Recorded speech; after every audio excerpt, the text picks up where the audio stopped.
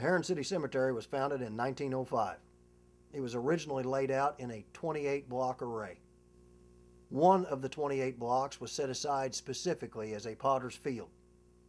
It was for the poor, the indigent, the unknowns. Here is a partial list of people buried in the potter's field, and it contains over 80 names. In 1917, the sexton did an inventory. He looked at the block that was set aside as a potter's field and found 39 graves. Where are those 39 burials today? And what of all the people buried after 1917? And who else is buried in the Herrin Potter's Field? The Herrin Massacre victims.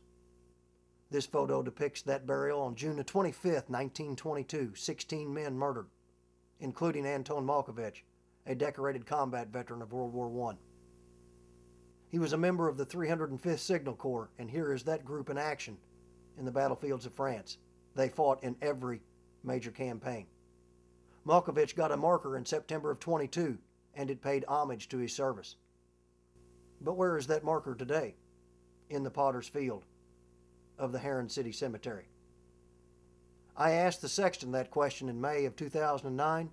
He claimed to have no knowledge of Malkovich or any of the massacre victims.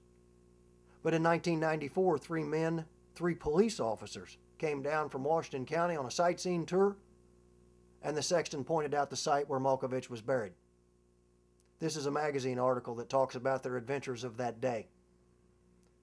Here is a photograph of 8 of the massacre victims waiting to be buried, and you can see men building vaults for them in the background. A photograph in the summer of 22 shows the massacre victims after the funeral service. Where are the 16 massacre victims buried in the Potter's Field of the Herrin City Cemetery? And why does the city of Herrin sell lots in a block set aside specifically as a Potter's Field?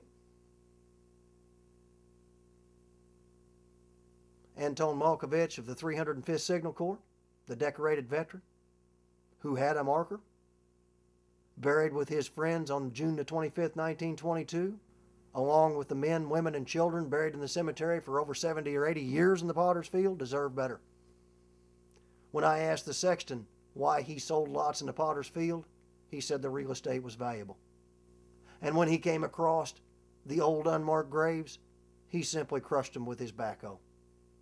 I informed the mayor of Herrin in the summer of 2010 that he was selling lots in a Potter's Field. And he told me, well, you know more about your adventure now than when you started.